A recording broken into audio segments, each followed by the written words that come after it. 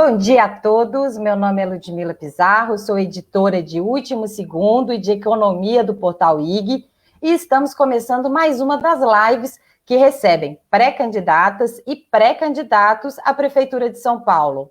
Nossa convidada dessa quarta-feira é a deputada federal pelo PSL, Joyce Hasselmann. Para entrevistá-la, estamos aqui com os jornalistas Ricardo Galuppo, que é colunista do Portal IG e fundador do Brasil Econômico, e Kaique Alencar, que é repórter de Último Segundo. A gente volta em 30 segundos.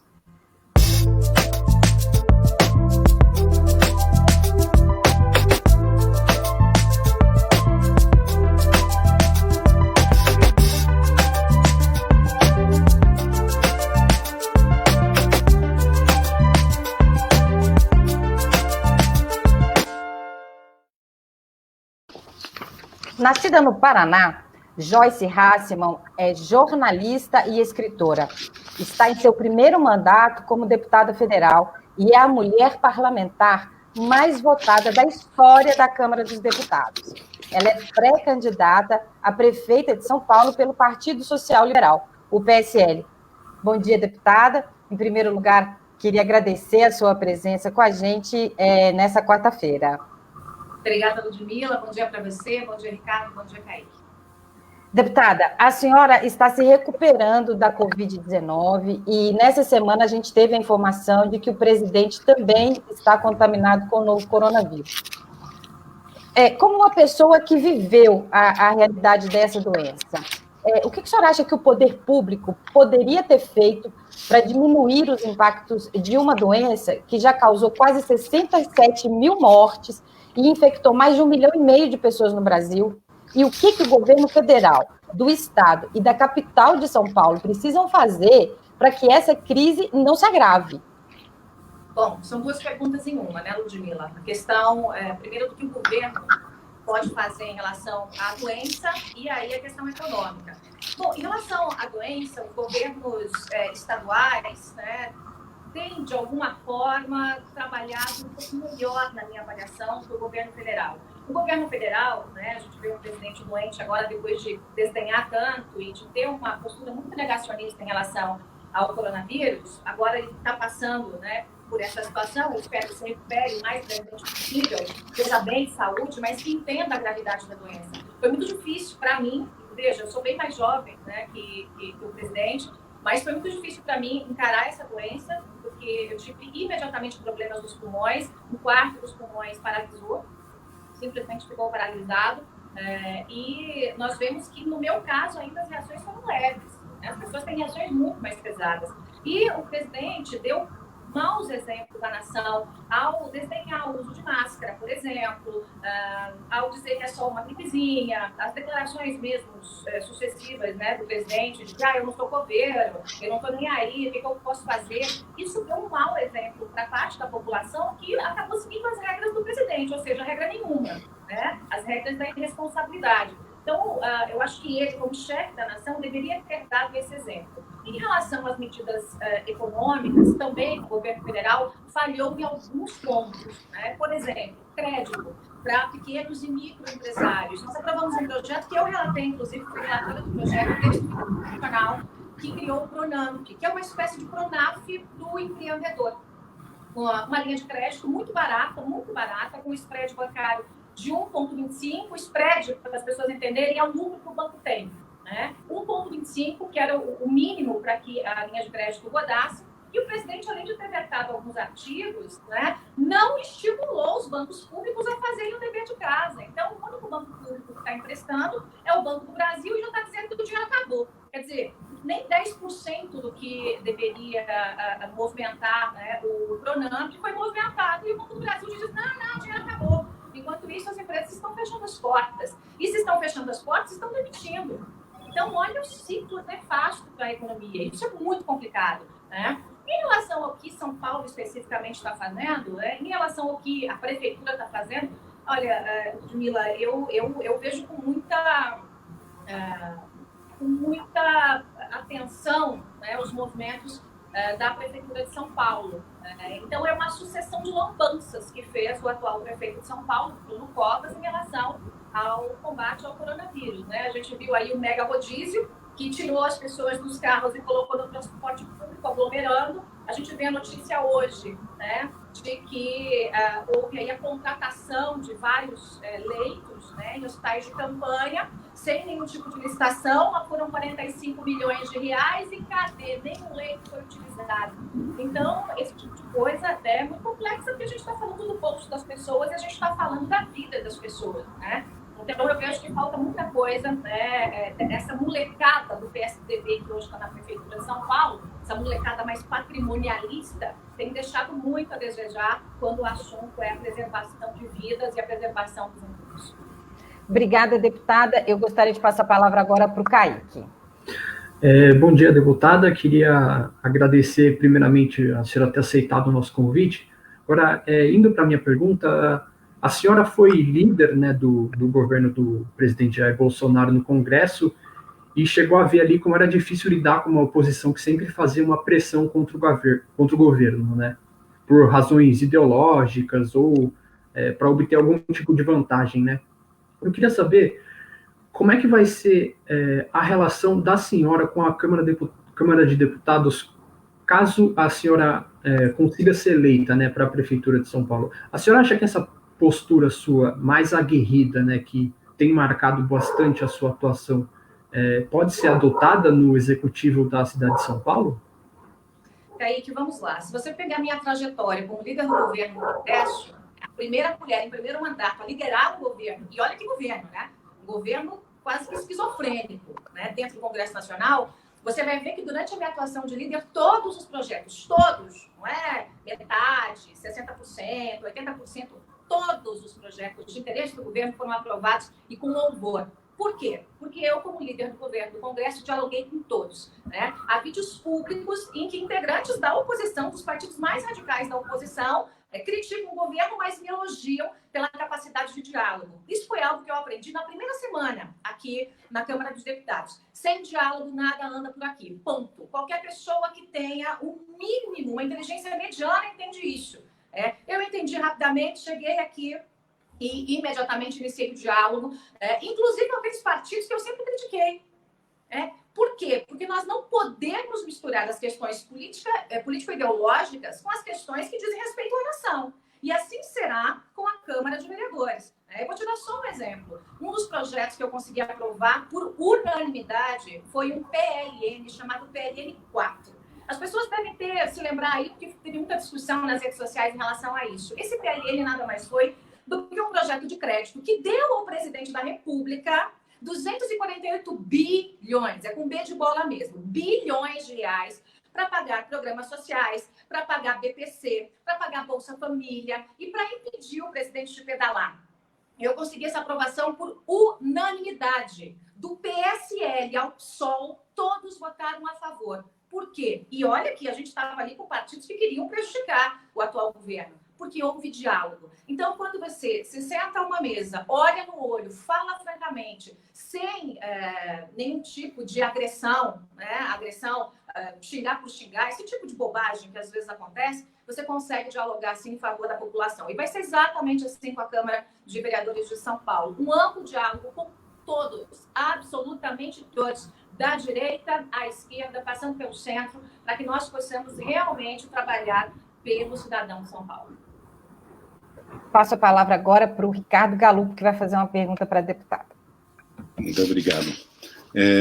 Deputada, a senhora despontou como uma figura política na campanha pelo impeachment de Dilma Rousseff, né? Participou de atos, inclusive fora de São Paulo, teve uma atuação bem marcante. E agora, desde o ano passado, desde o seu rompimento, a senhora tem feito críticas tão severas quanto, né, ao presidente Jair Bolsonaro.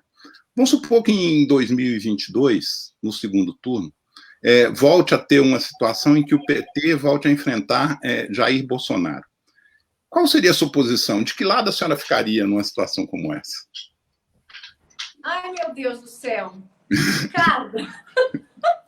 Não tem uma terceira opção, não, Ricardo? Sair da política, não, por favor. Se me coloca numa saia justíssima, o que eu faço, meu Deus, para onde eu corro? Né? Realmente, como você disse, meu histórico é de um enfrentamento muito duro, né, ao Partido dos Trabalhadores, porque o PT montou um grande esquema de corrupção que saqueou a nossa nação, isso todo mundo sabe, veio Mensalão, Petrolão e outros anos por aí, né? O presidente da República, Jair Bolsonaro, foi um homem que eu apoiei, todo mundo sabe, eu fiz campanha por ele no Brasil inteiro, quando as mulheres não queriam nem saber de Bolsonaro, pela questão de machismo, aquelas declarações todas, né, que são polêmicas, que ele deu antes da campanha, e nós tínhamos uma agenda em comum, que era uma agenda de combate à corrupção, né, justamente para combater aquilo que o PT implantou, então uma agenda de combate à corrupção, uma agenda de liberdade econômica de fato, uma agenda de privatizações, uma agenda de redução do Estado, uma agenda que envolvia reformas tributária, administrativa. E o presidente abandonou parte dessas agendas, especialmente a agenda anticorrupção, em especial por conta da sua família, né, dos seus filhos, que aqui ou acolá estão investigados, né, ou suspeitos, né, de esquemas de corrupção. Isso foi muito triste para mim, porque nós saímos, né, realmente às ruas para tirar o PT e para mudar o país. Quando o presidente chegou aqui, não foi aquilo que ele mostrou. Ele não se mostrou alguém que realmente quisesse mudar o país. E por isso, pela minha convicção e por não participar de nada que não seja legal, moral e constitucional, eu me afastei, assim como o Sérgio Moro, eu me afastei do presidente da República. Então, para as pessoas entenderem o contexto. Agora, se a eleição fosse hoje e tivesse Lula e Bolsonaro, eu votaria no Bolsonaro. Eu não tenho como, de maneira nenhuma, mesmo criticando e achando que ele traiu a população, que ele traiu a sua agenda, mas eu não posso jamais compactuar com a volta da esquerda para o poder. Então, se você me deixasse por essa saia justíssima, né, e eu decidisse não anular o voto, porque anular o voto também é você favorecer, né, um dos lados, e eu visse que o país está realmente em risco, né, da esquerda votar, eu teria que, de novo, mesmo com todas as críticas, votar no Jair Bolsonaro. Deputada, a gente já tem uma pergunta da nossa audiência, das pessoas que estão acompanhando a nossa live. O Kaique vai ler para a gente. Isso, participação dos usuários aqui que acompanham a gente. Vamos colocar a pergunta na tela. Pergunta do DNA Oliver, que chegou pelo YouTube. Você tem alguma proposta para acompanhar os contratos dos transportes na capital paulistana? Sem dúvida, né? Os contratos dos transportes precisam ser revistos logo que, se o cidadão de São Paulo me der essa oportunidade de ser prefeita, logo que eu assumir a prefeitura de São Paulo. E não é só a questão dos contratos, não. A gente tem que trabalhar com a mobilidade como um todo. Não é possível que o cidadão paulistano ou o cidadão que mora em São Paulo fique 2 horas e 43 minutos em média por dia para sair de casa e ir ao trabalho e voltar. Isso é algo absolutamente inadmissível. Então, a solução para essa questão não é uma solução que você tira da cartola. Tem muita gente que fala, muito candidato que fala, tem que botar mais corredor. Bacana, eu também acho que tem que botar mais corredor. De onde para onde? A solução é botar muitos outros corredores, ou a solução é levar o emprego para perto da população, ou a solução é trazer essa população que foi empurrada para a periferia para mais perto da região central, para mais perto do emprego. Ou a solução é misturar todas essas soluções. Eu tenho conversado com alguns especialistas em relação a esse assunto, inclusive com o Jair Lerner, que todo mundo sabe, é uma grande referência, né, nessa área aí de mobilidade, urbanismo, e tenho buscado aí a experiência dos bons, né, para me ajudar na composição do meu plano de governo. E certamente a revisão dos contratos tem que ser feita, porque a tarifa está muito alta, R$ 4,40 é alto demais. E você vê ainda que há soluções que são mais simples, que podem baratear a tarifa do transporte coletivo, soluções muito simples mesmo. Por exemplo, o escalonamento de horários, né? A melhora do transporte, o escalonamento de horários com o comércio, fazendo um acordo com o comércio, para que pessoas, por exemplo, né, você tem aquela multidão ali, 6, 7, 8 da manhã no transporte coletivo, né? Mas alguns tipos de comércio podem optar por aquele empregado chegar um pouco mais tarde e sair um pouco mais tarde. Então, para que as pessoas possam usar o transporte coletivo em horários diferentes, com isso estimular, né, a qualidade do transporte, porque ele fica menos superlotado. Com isso, trazer mais gente para usar o transporte coletivo, e quanto mais gente usa, mais barata fica a tarifa, né? Porque a tarifa nada mais é que a soma de todos os custos dividido, né, pelo número de usuários. Então, são medidas muito simples que a gente vai adotar, a equipe vai adotar assim que houver a revisão dos contratos, mas também essas outras medidas que são medidas que não custam absolutamente nada e que vão trazer grandes benefícios aí para a população.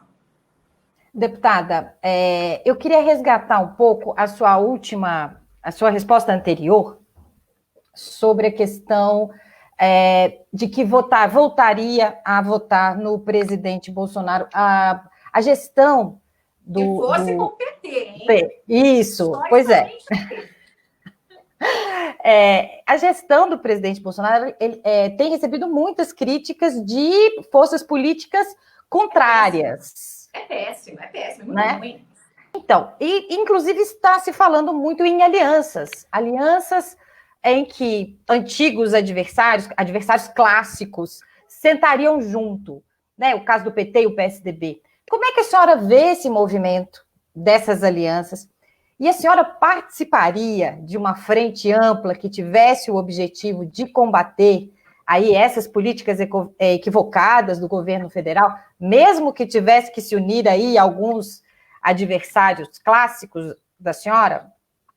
Veja, eu estou em algumas frentes pela democracia, né? Frentes que nós batizamos de anti-Bolsolula, porque Bolsonaro e Lula estão se mostrando muito parecidos, né, nesse conduzir, né, do país, com a diferença que o presidente Bolsonaro acaba criando mais crises, né, pelas suas declarações. Então, isso tem sido muito complicado. Só que nessas frentes que eu participo, não está o PT. O PT não está nessas frentes. Há outros partidos de centro, partidos de direita, porém o PT não está nessas frentes. Por quê? Porque é muito complicado você sentar à mesa e discutir com um partido que tinha como base, né, esquemas de corrupção.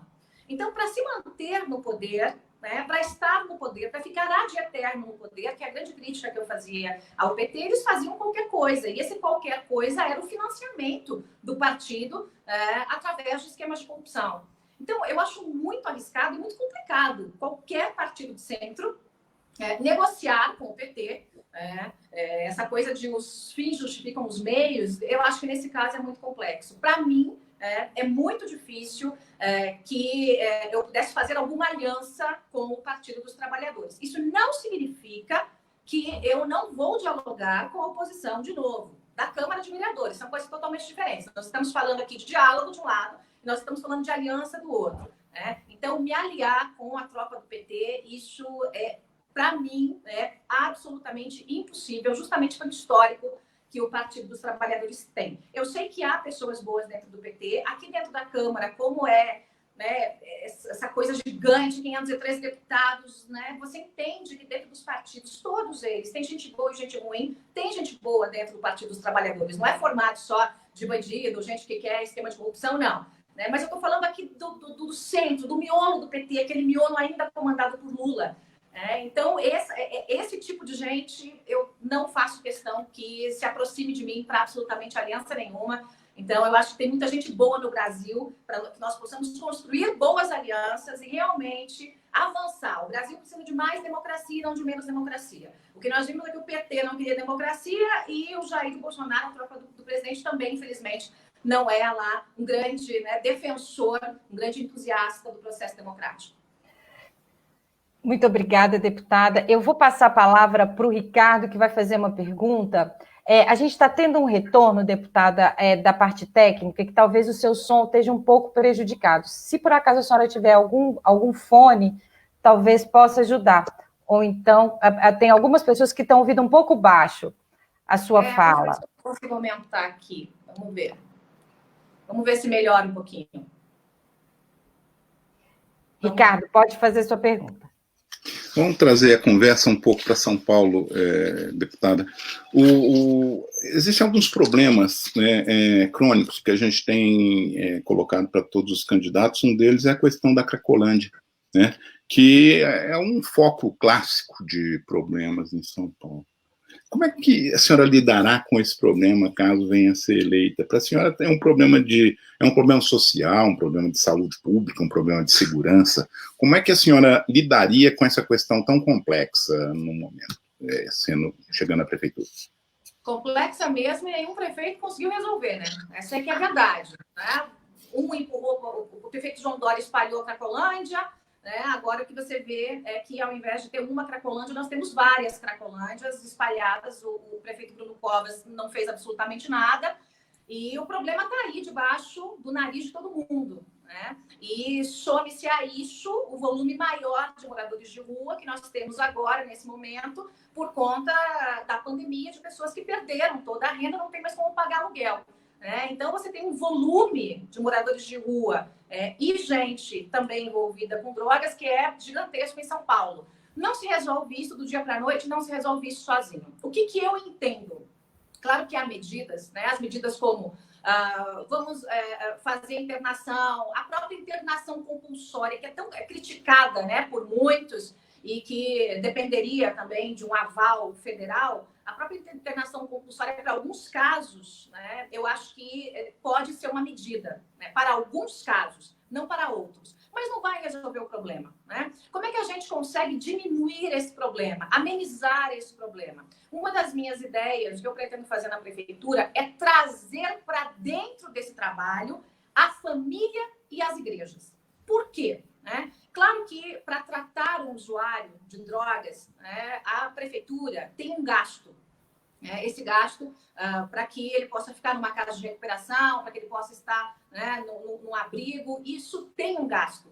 Por que a gente não pode fazer uma parceria com a família? A família que já está realmente, muitos já abriram mão porque acham que não tem mais jeito, mas se a prefeitura dar um suporte para essa família, um suporte, inclusive com medicação, um suporte com tratamento, talvez a família possa nos ajudar a retirar alguns desses usuários de droga das ruas.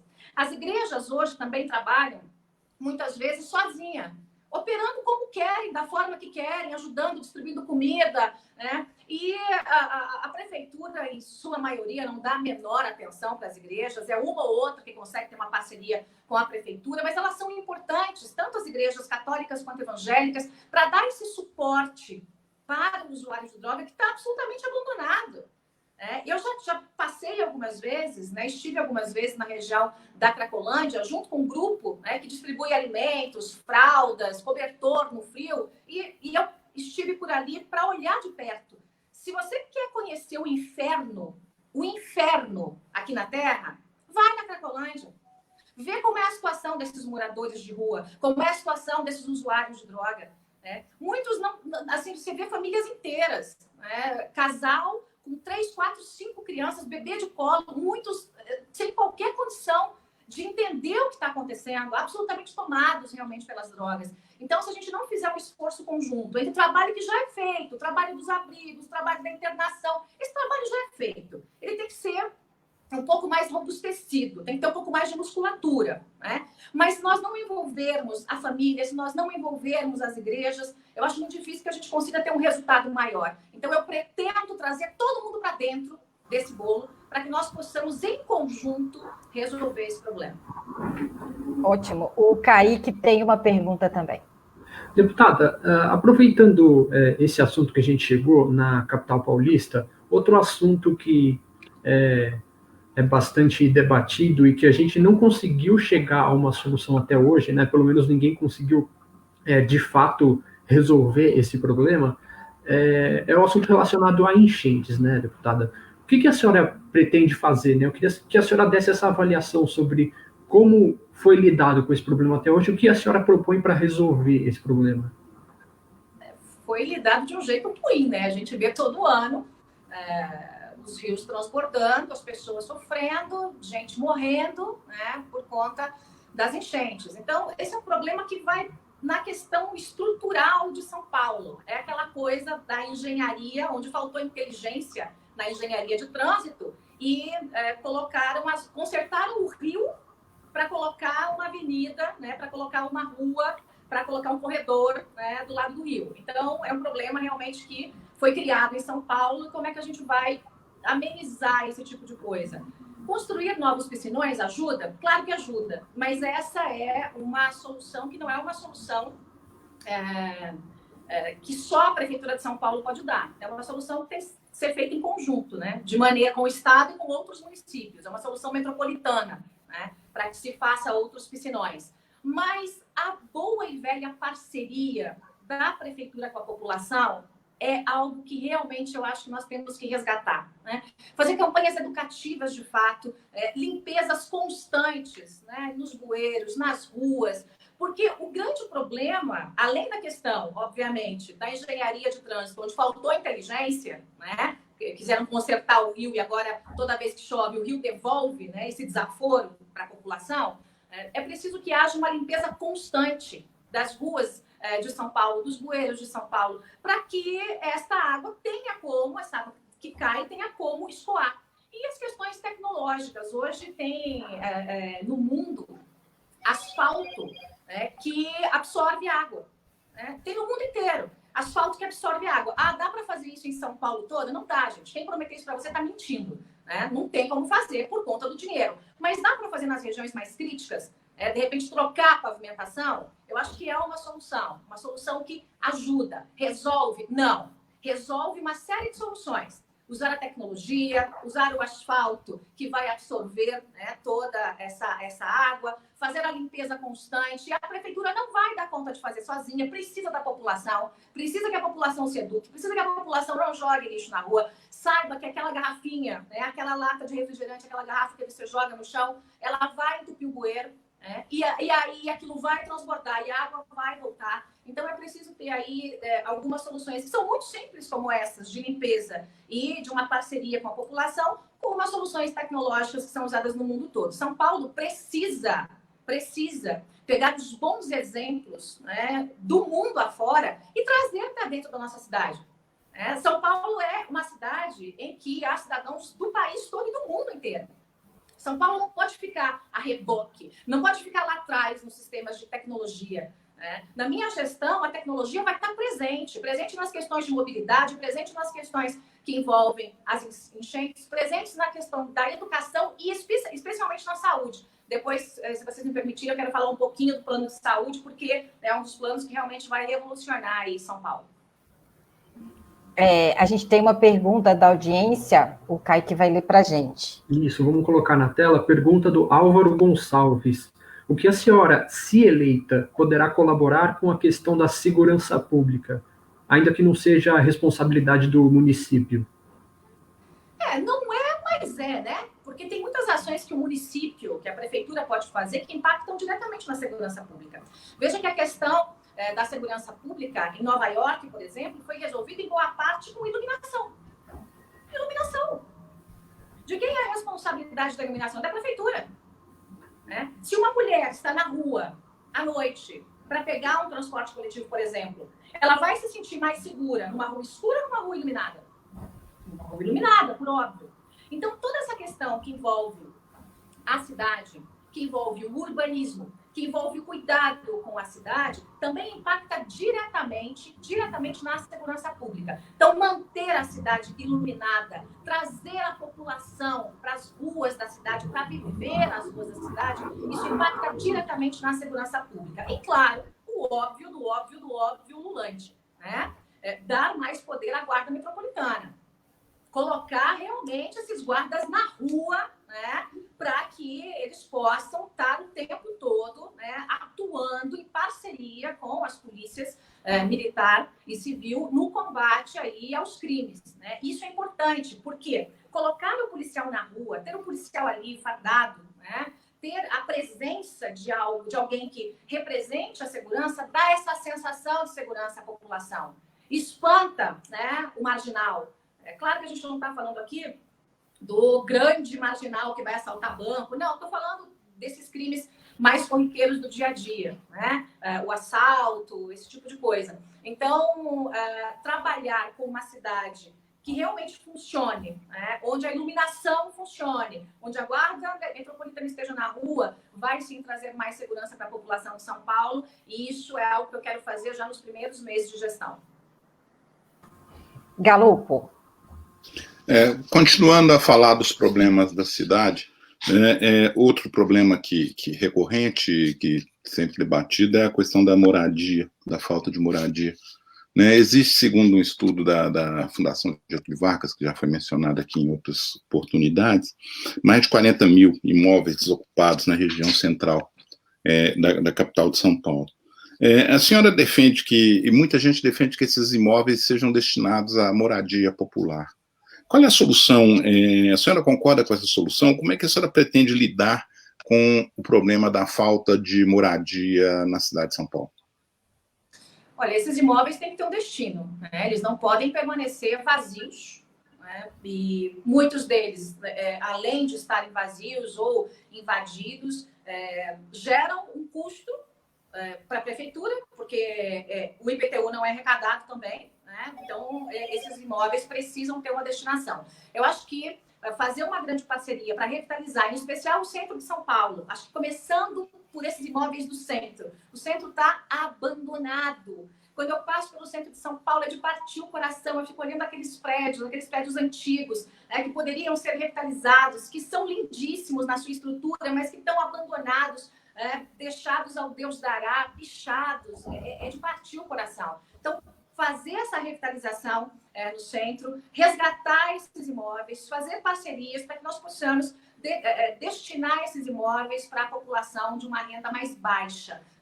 E também, obviamente, a prefeitura tem que contribuir com algo nesse sentido. Então, pensar no IPTU mais solidário, para essas famílias é uma solução aí que, obviamente, olhando sempre o orçamento, não adianta sair prometendo que vai cortar isso, cortar aquilo, porque, por óbvio, tem que olhar o orçamento, o que tem de dinheiro realmente, o que tem de rombo, se o prefeito vai entregar rombo, como entregou a Haddad, se não vai entregar rombo. Então, é preciso olhar bem as contas, fazer um pente fino, que eu pretendo fazer já no primeiro mês de gestão, um pente fino em todas as contas da prefeitura, para saber se tudo foi feito como deveria ter sido feito ou não, e se não foi feito, obviamente, encaminhar isso às autoridades competentes, mas trazer essa revitalização para o centro de São Paulo primeiro, e depois expandir para as regiões mais periféricas e ocupar esses imóveis, eu acho fundamental. Traz vida. Essas pessoas vão poder cuidar desses imóveis. Esses imóveis abandonados, ninguém cuida, está absolutamente ao Deus dará. Então, trazer o morador para dentro, trazer o cidadão para dentro, para ele cuidar desse imóvel revitalizado, é uma solução que eu pretendo adotar em São Paulo. Deputada, a senhora citou a questão da saúde. São Paulo, a Prefeitura de São Paulo tem vários contratos com organizações sociais que fazem administração de aparelhos públicos de saúde. A senhora pretende manter esse formato? A senhora tem críticas a ele? E o que a senhora pretende adotar caso seja eleita prefeita de São Paulo? Olha, as OSs, elas fazem um trabalho que é um trabalho que a prefeitura e o Estado não conseguem fazer. Então, por que elas estão atuando? Porque o Estado e o município são incompetentes, aliás, quanto menor o Estado e o município, melhor para o cidadão. São incompetentes em atuar nessa gestão. Há OSs que fazem excepcionais trabalhos sérios, que administram hospitais que hoje se colocam como hospitais de ponta, no padrão Einstein-Sírio. São administrados por quem? Por essas organizações sociais. Mas também tem picaretagem.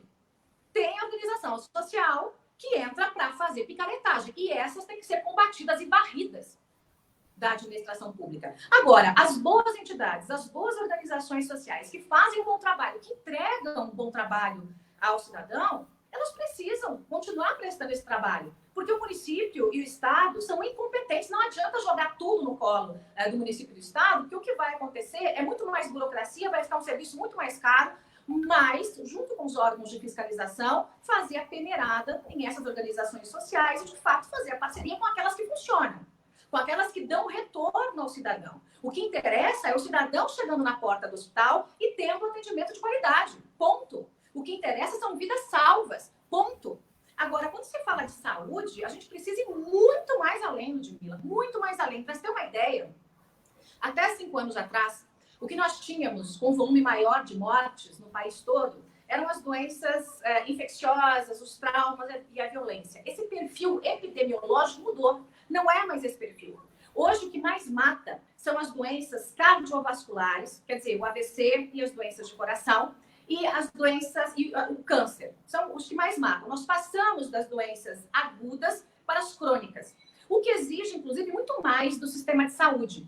Como é que a gente consegue resolver isso? E quando eu falo dessas doenças crônicas, eu estou falando aqui de doenças que têm como fator de risco, estimulando essas doenças, hipertensão, diabetes, colesterol, obesidade, tudo isso é prevenível. Nós podemos prevenir. Então, eu não quero uma secretaria da doença como hoje existe. O que existe hoje em São Paulo é a secretaria da doença. Em São Paulo e em todo o Brasil. O Ministério da Saúde não é o Ministério da Saúde, é o Ministério da Doença. Porque você só vai atrás do prejuízo. Não se trabalha com prevenção. Então, eu quero instituir uma secretaria de saúde de verdade, não a secretaria da doença. Uma secretaria que reestruture todo o sistema de regulação, porque é isso que nós precisamos, para que nós possamos tratar, né, da prevenção. Tratar a doença sim, mas cuidar da prevenção. E fazer parcerias com universidades. Nós temos universidades excepcionais, USP, Unifesp e outras tantas, para que nós possamos trabalhar com o protocolo da rede. Hoje não tem protocolo. Se alguém vai no posto na região norte, ele tem um atendimento. Se vai na região sul, o atendimento é outro. Não pode. Tem que ser o mesmo atendimento, tem que ser padronizado. E para isso as universidades são fundamentais. Elas têm que ser protagonistas nesse processo. E as UBSs têm que ser essa porta de entrada para a prevenção. Telemedicina. A telemedicina chegou para ficar. Durante a minha gestão, eu quero telemedicina full time para atender essa população.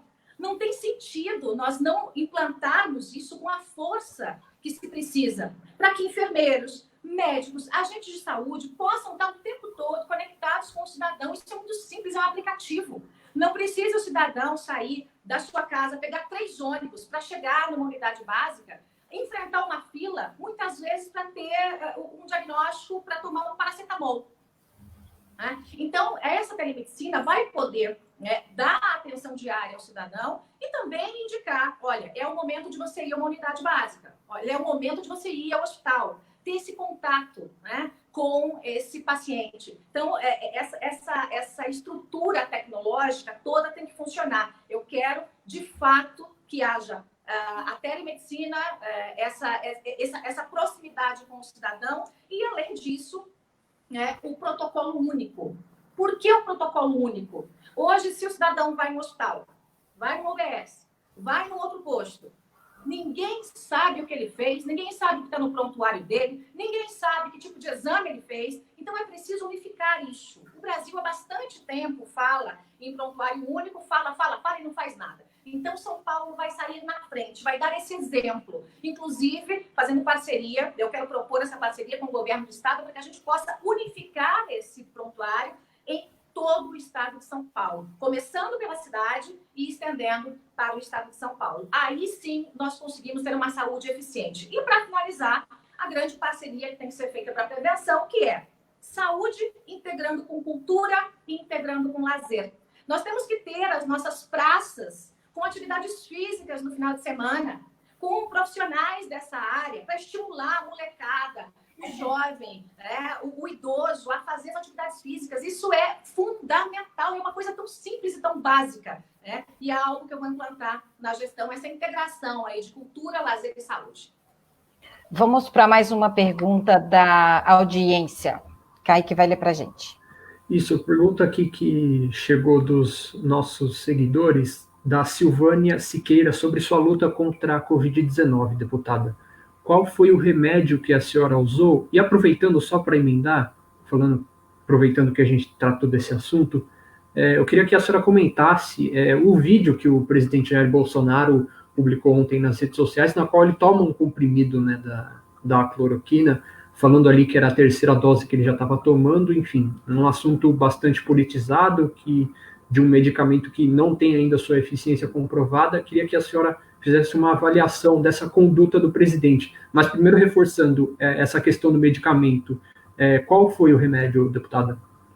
Olha, eu não vou dar o nome do remédio porque eu não quero estimular a automedicação.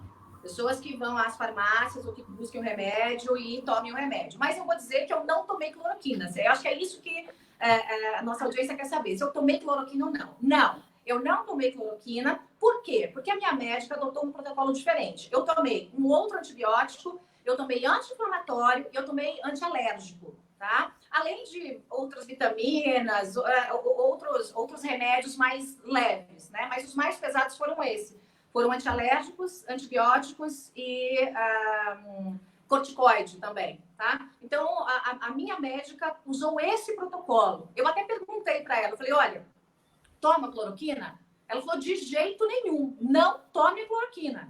Porque o número de pessoas que estão tendo complicações com a cloroquina é maior do que o número de pessoas que estão tendo os benefícios, né? Aquelas que estão tomando teriam benefício tomando placebo, né? Não muda absolutamente nada. Então, eu obedeci a recomendação médica, né? Eu estive no hospital, tomei algumas medicações venosas, né? Intravenosas, e depois que fui para casa, continuei com as medicações orais, os comprimidos. Mas não tomei a cloroquina, eu acho que é isso que o nosso ouvinte quer saber. E me desculpem não dar o nome dos remédios, mas eu não acho que seja responsável. Eu não acho que seja responsável porque alguém pode estar com a doença num estágio diferente do meu e dizer, se aquele remédio foi bom para ela, vai ser bom para mim. Só que a minha doença foi pega num estágio X, o meu pulmão estava com um quarto comprometido. Então, se a pessoa está com o pulmão com 50% comprometido, eu não sei se o meu remédio vai funcionar para essa pessoa. Então, eu não acho que seja responsável com a audiência realmente sair por aí dizendo remédio A, B ou C é o que vai curar. Quem tem que dizer isso para você é a ciência, é o médico.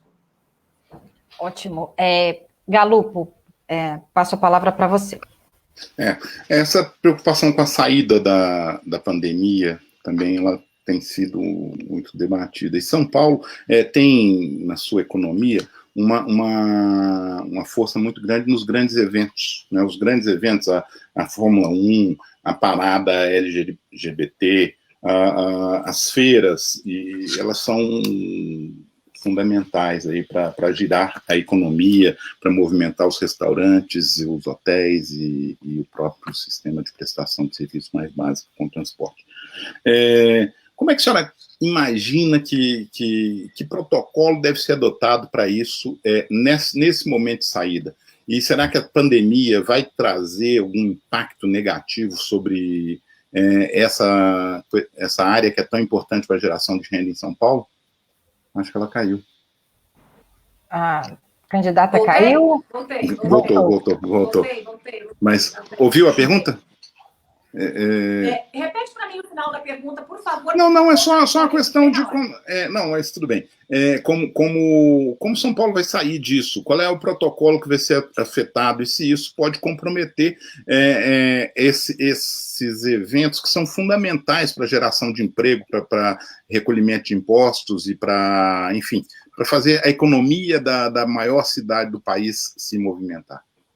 Eu estou muito preocupada com isso, Ricardo, porque realmente a questão econômica, quem pegar a próxima administração em São Paulo, vai ter aí na mão um grande desafio, mas um grande desafio maior de todos que já estiveram, né, no comando de São Paulo, justamente porque vai ser pós-pandemia, né? Então vai ser pós-guerra. Se eu for eleita prefeita de São Paulo, vou pegar a prefeitura no pós-guerra. Agora, eu não tenho como dizer para você se esses eventos serão mantidos ou não serão mantidos, como é que eles serão feitos ou não, porque quem tem que dizer isso é a ciência. Eu espero que sejam. Eu espero que todos esses eventos possam acontecer, que a população possa ir nas ruas, que possa encher o autódromo, que possa encher a Paulista, que possa fazer tudo aquilo que nós fazíamos com vida normal nesse país. Agora, não é uma resposta que a prefeita pode dar nesse momento, até porque eu não tenho bola de cristal e não faço futurologia. Eu quero que esses eventos aconteçam. Claro que o modo de vida do brasileiro como um todo, eu acho que vai mudar daqui para frente. Eu acho que as máscaras vieram para ficar, o cuidado com o álcool em gel nas mãos sempre, essa higiene a mais, né, esse cuidado a mais, eu acho que veio para ficar. Mas eu espero que nós possamos realizar todos esses eventos em São Paulo. Vou trabalhar para isso, mas não posso ir contra a ciência. A ciência vai nos dizer, é a hora de liberar tudo? Podemos fazer? Podemos aglomerar? Está tudo certo? Qual é o momento? né? Até porque a nossa expectativa é que isso passe já agora pós-inverno. A gente sabe que no inverno há um aumento de doenças virais, doenças respiratórias. Os hospitais de São Paulo, em média, ficam 30%, 40% mais lotados. Então, há uma preocupação se agora, no período de inverno, vai haver algum aumento, né, de pessoas contaminadas pelo coronavírus, mas nós esperamos que isso comece a cair e que a vida volte ao normal. São Paulo precisa voltar ao normal. Né? A cidade precisa, essa gigante, né, de mais de 12 milhões de pessoas, precisa voltar ao normal, precisa voltar a produzir, precisa voltar a prestar serviço, precisa voltar a abrir o comércio, precisa voltar a ter os seus grandes eventos. Mas a palavra final, nesse caso, é da ciência, porque senão eu estaria sendo irresponsável. Deputada, as eleições municipais de 2020, elas estão sendo adaptadas a realidade da pandemia, né? Com adiamento, novas regras que respeitam o isolamento social, e muito se discute o papel que as redes sociais vão ter na campanha eleitoral, uma vez que o corpo a corpo ele vai ser evitado, né? A senhora participou ativamente da CPMI, das fake news, e tem acompanhado o desdobramento desse assunto.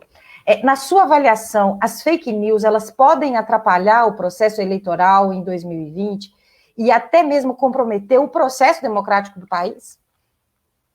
Com certeza, né? Quando a gente fala de fake news, eu sempre tenho deixado isso muito claro para as pessoas. Não é uma mentirinha, gente. Não é uma fofoca com a vizinha. Não é isso. Não é você falar uma coisinha ali, outra coisinha aqui que você não tem certeza. Quando a gente fala de fake news, a gente fala realmente de uma estrutura organizada para produzir notícias falsas para destruir reputações.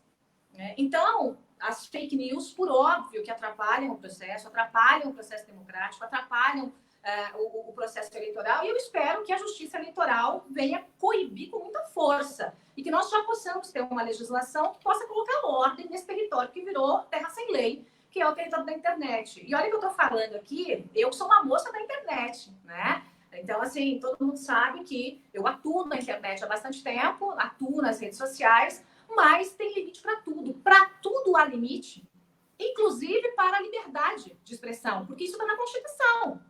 Né? Eu não tenho a liberdade de expressão de chegar e dar um tapa, né, em alguém porque eu não gostei desse alguém. Não, eu estou me expressando. Não, eu não tenho essa liberdade, eu não posso fazer isso.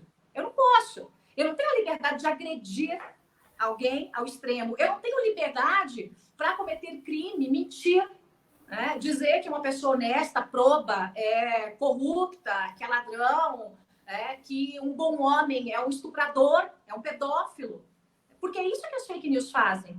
Né? Então, realmente, as fake news podem atrapalhar, sim, atrapalham o processo democrático, na minha avaliação, e eu torço muito para que nós tenhamos uma campanha limpa. Uma campanha limpa, uma campanha olho no olho. Né?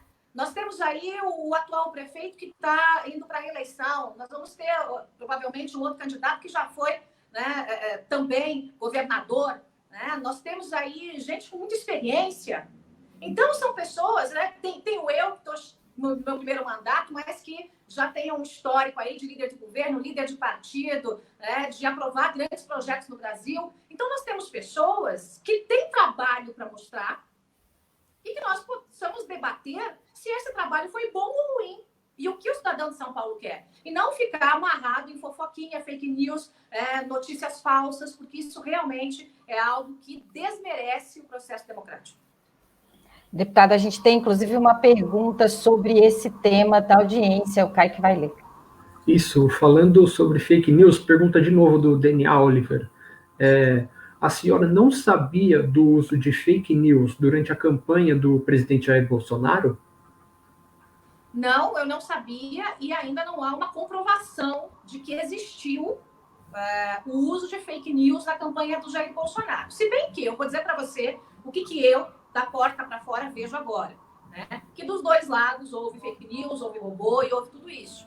O que eu levei para a CPMI das fake news não se trata do processo eleitoral, se trata do pós. Né? Então, eu levei o que o gabinete montado, o gabinete do ódio, montado dentro de outros gabinetes, estava fazendo com o dinheiro público. Foi isso que eu levei. Em relação à campanha do presidente Bolsonaro, eu não participei do núcleo digital da campanha.